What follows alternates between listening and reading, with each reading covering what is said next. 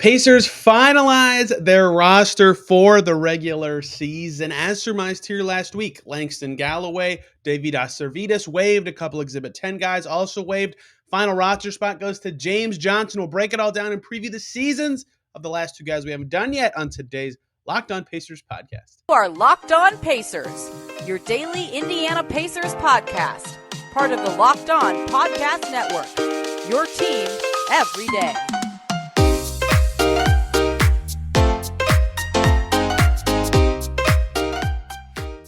Welcome in to another edition of the Locked On Pacers podcast, where we, of course, talk about the Indiana Pacers. As always, my name's Tony East. I'm the host of this podcast. Been covering the Pacers for 5 years for Forbes Sports. And let's change it up here in the intro. si.com/NBA/Pacers. Go check it out now. New venture for me.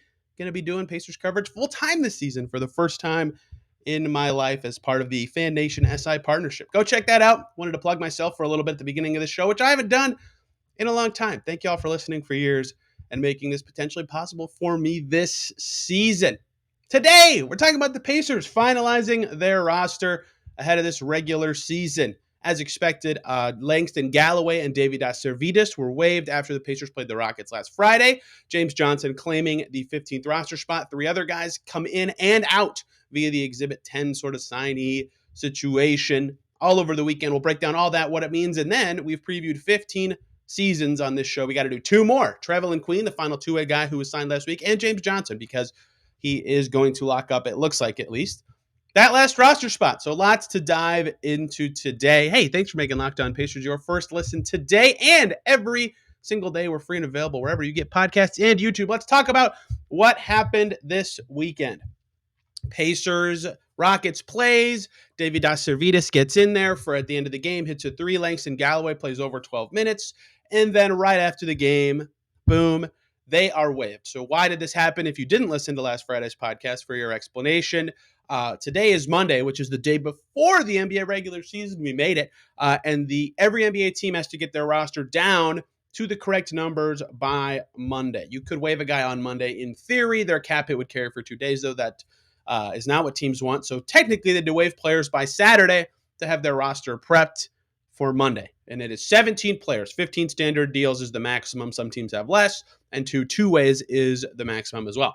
So entering Friday's game against the Rockets, the Pacers had 19 guys under contract. So they had to waive two, get their regular season roster down to the right spot. There were three candidates in theory in the mix here: James Johnson, Langston Galloway, and Deividas Sirvydis.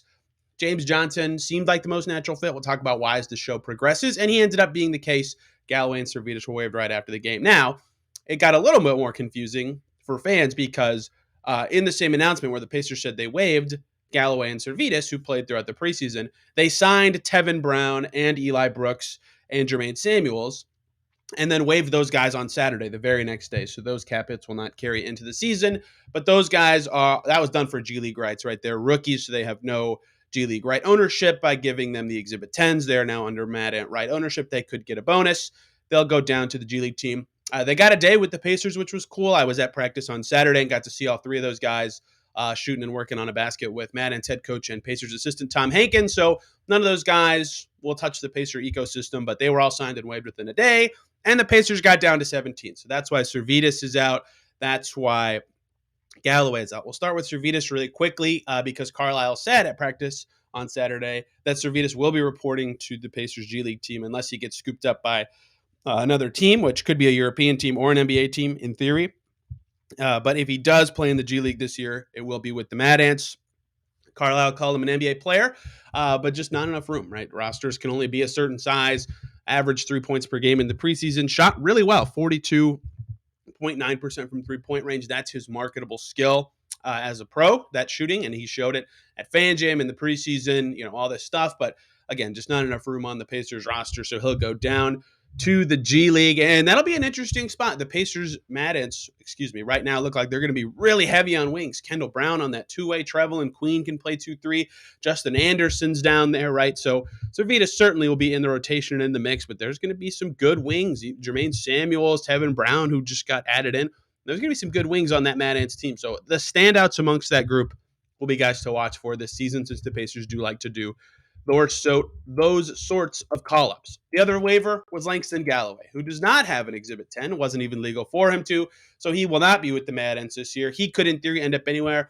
He's probably an NBA level talent still at this stage of his career, right? He was in the league last year. He's been in the league every year since he started 6 years ago.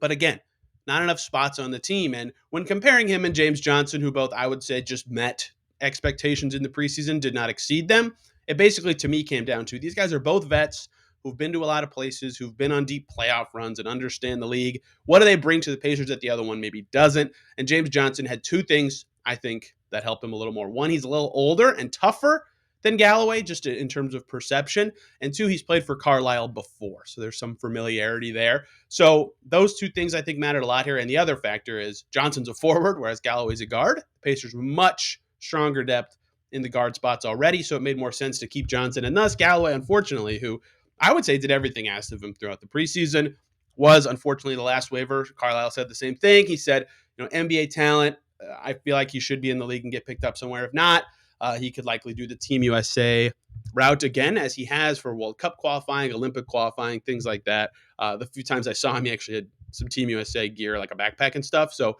again, he's a talented player, but roster size crunch meant Galloway on the way out. Unfortunately, he averaged 1.7 points, 1.0 rebounds per game in the preseason. I was hoping to air an interview with him on this show. I did a one-on-one, similar to the Sirvydis one you heard last week, but it was in kind of a spot where there was some background noise that shouldn't be picked up elsewhere. So I just said, it's not worth it. But Galloway said it's been a good experience here. He's been learning every single day with the Pacers, and part of his allure to come here was playing for Carlisle. So even though he didn't end up making the final team, he got some experience with Rick, and I think he did fine in the preseason. But he's gone. Sirvydis is gone. Pacers roster now down to 17 after they waived their 3 Exhibit 10 guys Saturday. James Johnson at practice on Saturday as well. He gets spot number 15. And I think that is the right choice for the reasons I said last Friday, but we'll share again. And I also just said a lot of them in talking about why it made more sense to keep him than Galloway.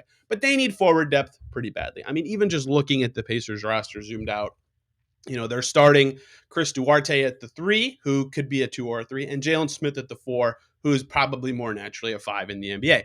Their backup 4 right now is Terry Taylor, who's 6'5" and can play a number of positions. And their other guys that they've played there are like O'Shea Brissett, who's naturally a 4, and the Mathurin played 3 in their final preseason game. He's more of a guard. It doesn't take a genius to go. They don't have much forward depth, right? O'Shea Brissett is naturally a forward. Kendall Brown is. A lot of guys that can put there and do well. This isn't to say they have issues with who they're going to be playing at the 3 and the 4, but they don't have a lot of depth there. And so James Johnson's biggest advantage he offered the Pacers in this sort of race for the final roster spot is he is naturally a forward. He can play that 4 spot. He can do it well. And interestingly enough, even the 5 a little bit, right? He played center in Charlotte in the first preseason game ahead of Bitadze. I don't think that will be the case in the regular season, but having another 5 in the mix is always useful as well. That's a position with a lot of injuries throughout the season, especially if a Miles trade ends up happening at some point this season. Having more depth there will be valuable. So I think he still has more value on the court just from that perspective, right? In theory, either Galloway or Johnson would have played the same number of minutes this season, but one guy is at a more important position than the other. And the other things that are in play here are things I already talked about, right? He's 35. He's been around. He's played with tons of dudes in his career, which is valuable. Deep conference finals runs with the Raptors in the past, and of course had that half season in Dallas playing for Rick Carlisle, which of course has some value knowing the system. And it's not just Carlisle, like that is the talk, and I think that is the headline, but also Mike Weiner, Jenny Bouchik, right? The staff came with Carlisle from one place to the other. He has that familiarity. So good opportunity for him to do a lot of teaching to a younger team. He's been great in the locker room per Carlisle. Good guy to have around. I think he's deserving of the final roster spot for the Pacers. Now, to close here, though, his deal is non-guaranteed. And the Pacers are a team that in the recent months, weeks, whatever, has talked about optionality, flexibility. It would not surprise me if when the league-wide cut-down date comes in January, early January of 2023, James Johnson is waived, similar to what we saw in past seasons with some non-guaranteed guys with the Pacers. Keelan Martin got waived last year, and that spot ultimately went to Lance. Damian Wilkins got waived 4 seasons ago at the deadline. That spot ultimately went to Trevor Booker, who was in their postseason rotation, right? the Pacers have this history of getting open roster spots when they can, and then using that for something more fitting to their season. Jalen McHugh got waived 3 seasons ago, and O'Shea Brissett got that spot. They've not only done this before, but done a really good job of assessing their needs. So if James Johnson ends up being a helpful piece for them, he could stick. Or if they just realize they can have flexibility in other ways, he could stick the whole season. But it seems plausible to me that if the Pacers want to have an open roster spot going into the trade deadline or into the buyout market session, having Johnson non-guaranteed means he could be the most likely guy to get waived come then. So the next 3 months, he'll be more important to the Pacers than maybe the rest of the season, depending on how things go, but still a valuable guy to have around for his skill set, his position, his relationship with the coach, and most importantly to me, his role in the locker room as the most sage veteran on the team. So that's it. Pacers roster finalized for the regular season. Pretty much went as expected going into preseason. Nothing changed. No injuries derailed things. No one stood out.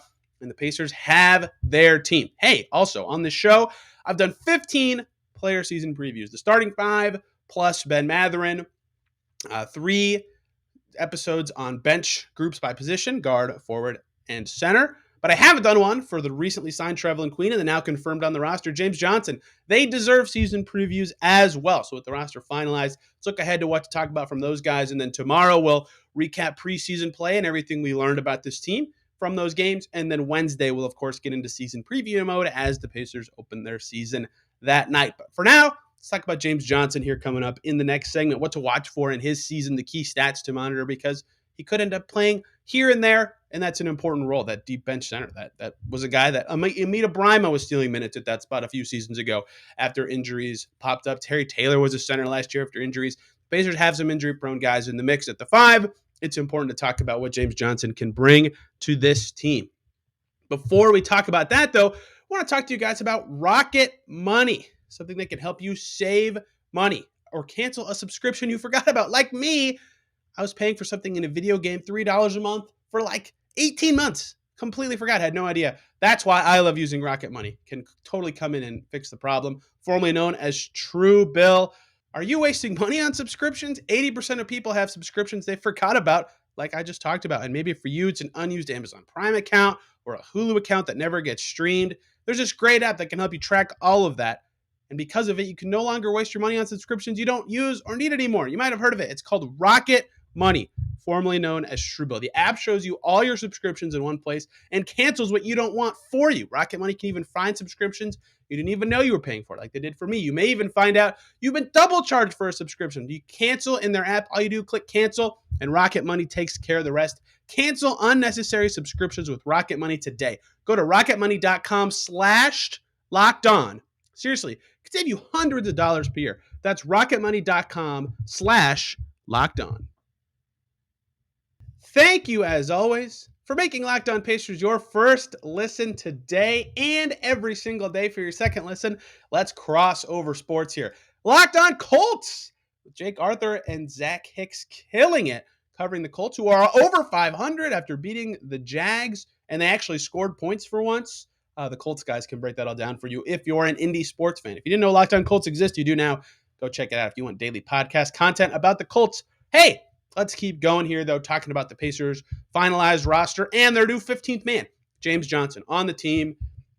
Was at practice Saturday and looks to be a key part of this group going forward as a veteran and as a depth piece at the 4-5, which surprised me to hear Rick Carlisle call him a 4-5. I mean, I think of him more as a 3-4 in my head, but certainly as the NBA progresses and as it is now, 4-5 makes a lot of sense. The way we've done these season previews, we'll continue to do it, looking at their stat projections from Basketball Reference, their role this season, stats to monitor, questions to monitor, and their importance to the team. And James Johnson, I think the key thing I will talk about with his stats is, Basketball Reference has him at 6.3 rebounds per 36, 3.7 assists per 36, and 11.6 points per 36. That would be an increase in his scoring, about the same level of passing, and a small increase in his rebounding, about the same, though, from last season. And to me, he's going to be playing more 4-5 with the Pacers than what his role was with the Nets last year, where he was mostly a forward, although they had some strange lineups and things going on in last year. He even played the 3 a little bit for the Nets last year. So if I had to go on stats and role merging. I would say his rebounding numbers, especially on defense, will be a little higher than Basketball Reference projects. But the way the Pacers shake out, they'll be a more perimeter-based team. The Nets were last year too, and Johnson's per 36 scoring numbers continue to have dropped throughout his career. I bet his scoring numbers are lower than Basketball Reference says, and assist numbers. I don't feel like he'll have the ball all that often when he's in there, but I bet his rebounding numbers are a little higher. They put his shooting numbers right in line with his career averages, a little lower on field goals, but a little higher on three-point percentage. I would imagine he doesn't take much threes this year if he's playing the five, so I bet his field goal percentage is a little higher than they're giving him credit for, and his three-point percentage is a little lower. But we'll have to see. There's a lot that we'll have to see about what he ultimately does this season, how much he ultimately ends up playing. What's his role going to be? Like I just said, deep bench forward, big hybrid, in that 4-5 mix if there's an injury at the 4 or the 5 or both. This Pacers team does, again, still have some injury-prone players, despite a lot of them no longer being on the team. So if there's a Turner trade, for example, and then Bitadze is hurt all of a sudden, maybe he's playing the 4, maybe Terry Taylor moves up and he's the immediate reserve if there's foul trouble. There's a lot of ways to imagine this happening that aren't that don't involve very much out of the realm of possibility things happening. In the best case scenarios, he's not playing much, and his likely role, and his most important role is a locker room guy, a good voice to have around. He's been, despite me talking about all the good teams he's been on, he's also been on some not so good teams, and that still also has value. That's not to diminish his talent. That's to say, he knows how to be what vets need to be on that sort of team, and that can make him a good fit this year. Biggest question about his season, what does James Johnson have left? I think his off-court value is very obvious. The Pacers kept him around in part because of that off-court value. But what can he still do on the floor, right? Last year, I think people forget this when talking about James Johnson. He played 62 games, 20 minutes a game. He was in the rotation for the Brooklyn Nets. They made the playoffs, right? Not to say he was like awesome or like a game-changing talent on a nightly basis, but like he had something left last year. But they still cut him before the postseason to get someone else on their team. I believe it was Kessler Edwards. I can't remember. Either way, while he does have some value, it is clearly getting close to the point of his career where he's almost certainly all vet and not a lot of on-court value kind of talent. What does he have left? What can he show? Can he get his three-point percentage up closer to what it was in his Miami days? That was when he was at his most valuable in his career, I would say.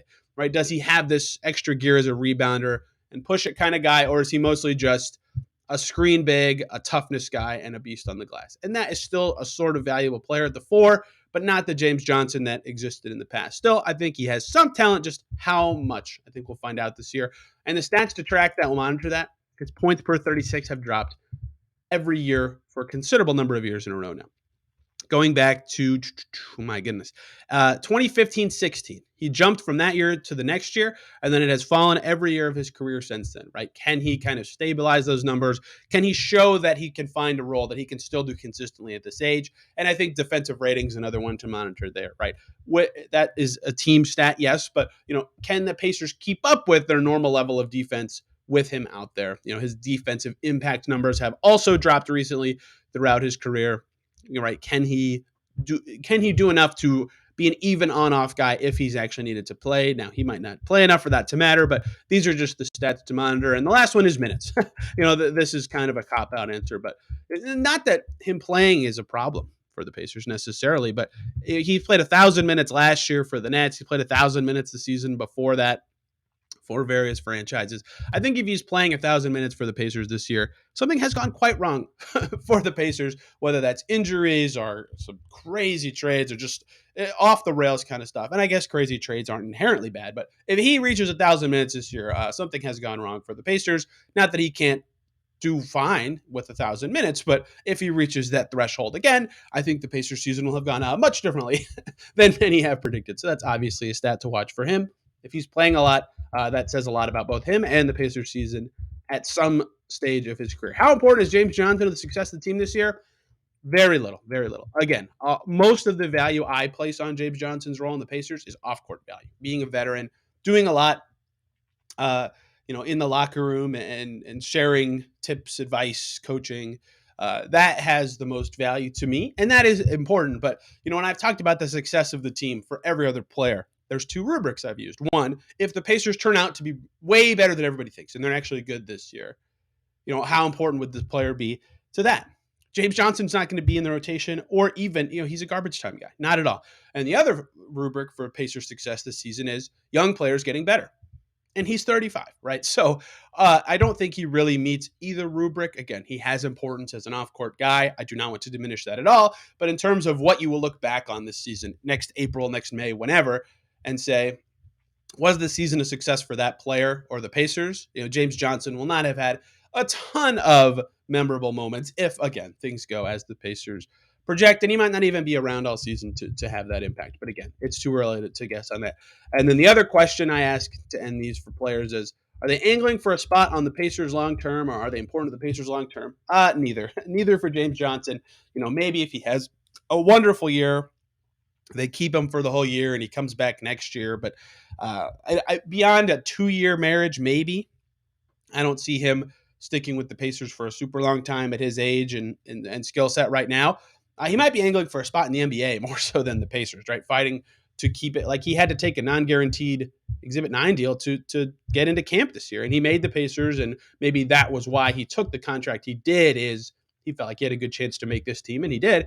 But he might be angling for a spot in the NBA even going forward. And I think, again, he was in the rotation for a playoff team last year. I think he has the talent to be in the league right now, but he's got to continue to prove that. And the Pacers are his opportunity to do it this year. So it's going to be a fascinating season, but I think James Johnson's biggest contribution to the Pacers this season will be something no number can measure, and something that you'll find out in years from now when, perhaps 3 seasons from now, for example, Benedict Mathurin's talking about something he learned from James Johnson or some advice he got from him.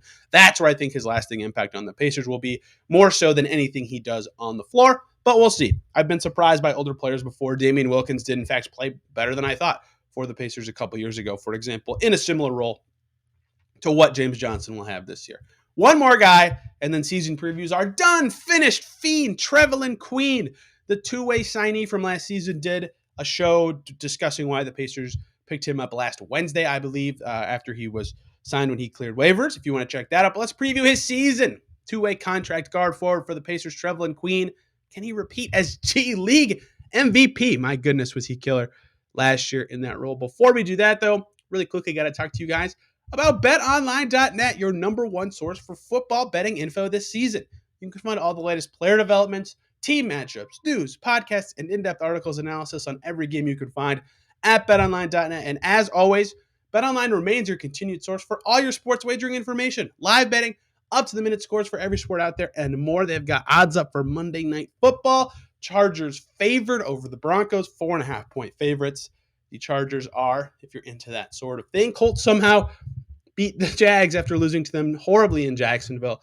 Locked On Colts has you there, but they covered the spread there, so good for the Colts. Fastest and easiest way to check in on all your favorite games and events, including MLB playoffs, MMA, boxing, golf, and very shortly, 2 days from now, NBA. Head over to betonline.net or use your mobile device for more, because BetOnline is where the game starts.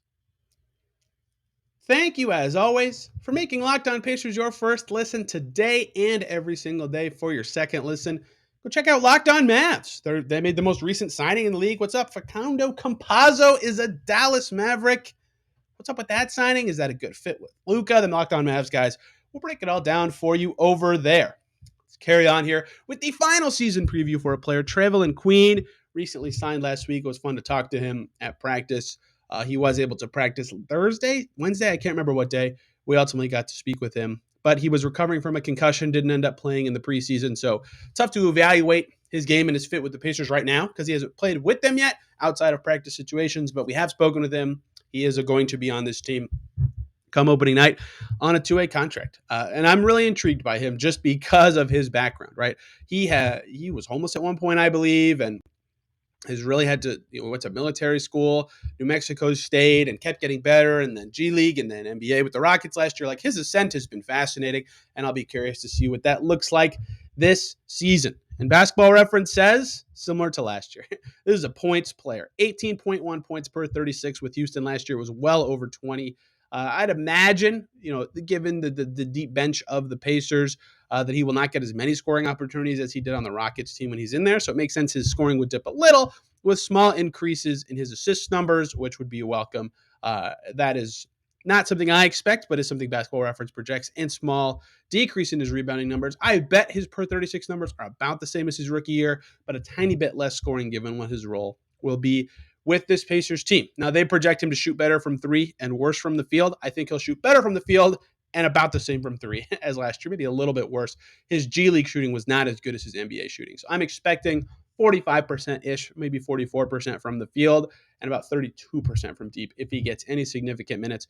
Likely role for Trevelin Queen this year, and what could change about it? I think he'll be a deep bench kind of guard scorer type at the 2-3 hybrid spots. And, similar to James Johnson, kind of just behind a lot of guys in that mix, right?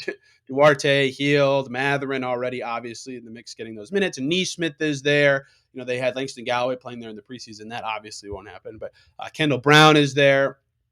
There's a lot of names in the mix in front of him. So he's probably the sixth or seventh guy in those spots right now. And it would take injuries for him to get out there. So, maybe before the G League season starts, he gets some garbage time run. But I don't imagine he plays a ton for the Pacers this season. We'll see. It would require some injuries and some trades, I think, for him to sneak on there. But, he's 25, got time to grow. And perhaps if he has a good season in Fort Wayne, similar to last season, right, with Terry Taylor and Dwayne Washington having their deals converted. If he does end up needing to play a lot with the pro team or plays really well in the G League, perhaps a promotion could be in the works. Again, G League MVP last year. That is where a lot of his resume value comes from, is he's clearly better than these minor league guys as a scorer, especially, right? Looking at his regular season G League numbers last year, 25 points per game, 6.5 rebounds, 5 assists. Like, well-rounded athlete, fits with what the Pacers want to do. I don't think he has a role in the Pacers right now, especially because he's brand new here, but I'll be interested to see if he does get any sort of burn, what he looks like at the pro level this year as he continues to grow. And that's my biggest question about his season. Can he continue on this crazy journey he's had through life and through pro basketball to grow and get better? I think he can, but he's got to take some noticeable improvements in non-scoring areas of the game, right? He clearly can put the ball in the basket. In a very, very good level in the G League level, right? He went from a 10 points per game scorer to 25 last year in the regular season. Talented player. They won the championship last year.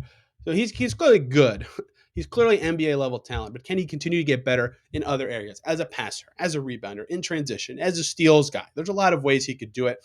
Steals guy is sort of one of the things I think that could be the easy one for him, but he's got to get better at being a connecting piece and not just kind of on an island as a player. And so how does he do that? What is the thing he grows that allows him to do that? And what were the stats that will get him there? First one, 3-point percentage, both in the pro level and in the G League. It looks great if you go to his Basketball Reference page and see 37.5% from three in the NBA last year. That was on 24 attempts, right? He went 9 for 24. It's hard to get any read from that. Meanwhile, G League level, he is currently a 32.5% three-point shooter. That's on 255 attempts, right? That's a little more real. And those numbers got better last year, right? Showcasing growth. 34% this past season in the regular season, about 33 in the Showcase Cup. Can he get that number up to clearly NBA level shooter, right? That's something that was big for Edmund Sumner in the G League. He kept getting better and better and better as a shooter. Even though it hadn't materialized in the NBA yet, it became clear, hey, when he does play NBA minutes, eventually the threes will fall, and they did in his final season with the Pacers before the Achilles injury. So that's something to watch with Trevelin Queen at both levels. Can he grow that three-point shot in a way that even if he's never this awesome on-ball scorer in the NBA like he is in the G League, he can find better roles as a shooter, as an off-ball player. Another one for me, turnovers. Oh, man, this is one of his pitfalls for sure. Almost twice as many turnovers as assists in the NBA last season with the Rockets. He was one turnover away from that being the case. Even in the G League last season, 66 turnovers, 95 assists, right? That 5 assists per game looks nice. 3.5 turnovers per game does not look nice. Got to take care of the ball a little better if he wants to grow into a rotation level guy in the NBA, which again is possible for him, but currently that is one of his pitfalls as a player. And defensive rating, right? He has a lot of awesome eye-popping offensive stats. He won G League MVP for a reason.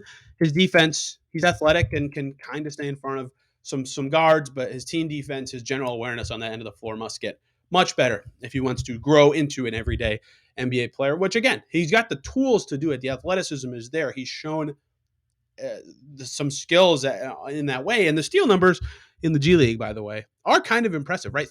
3.4 steals per game last year, 65 steals last season. His steal percentage was over 4. Like, that's very good, despite not having he's a good passing lane jumper. Like the athleticism is there and shows, but he's got to kind of connect it all on the defensive end.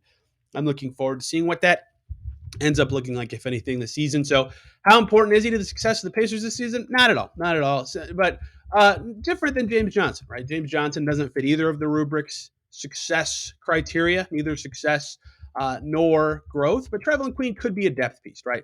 Young-ish, still at 25, same age as Duarte, younger than Miles, right?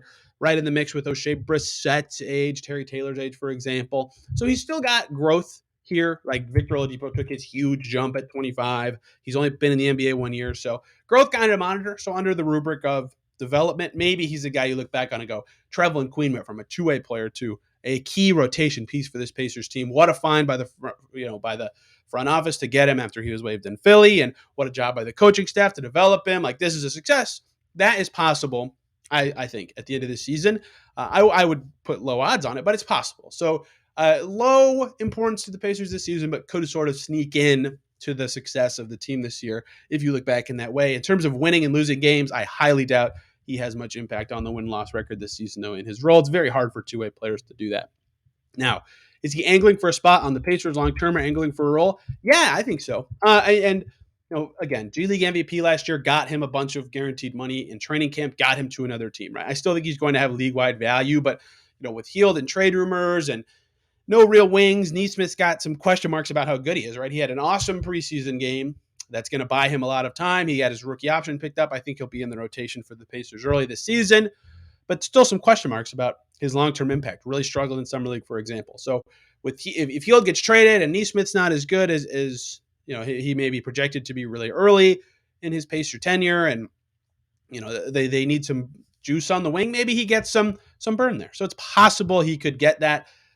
First of all, earn some minutes there, and then if he does well enough in them, obviously, earn a spot on the Pacers long term.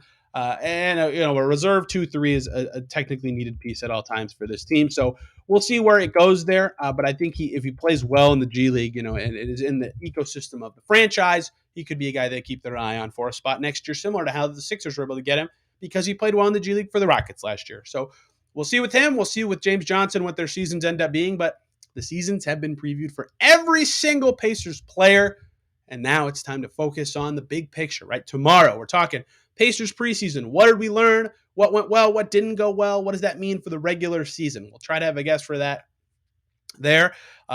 Wednesday, regular season preview. Pacers blog, Derek Kramer's going to be here for that, talking big things to watch, what we expect from the team this year. And then Thursday, recapping the Pacers' first game against the Wizards with the old co-host of the show, Adam Friedman, his favorite show of the year. Big overreactions to their first game, obviously a little over the top, but it'll be fun. I'm really looking forward to it.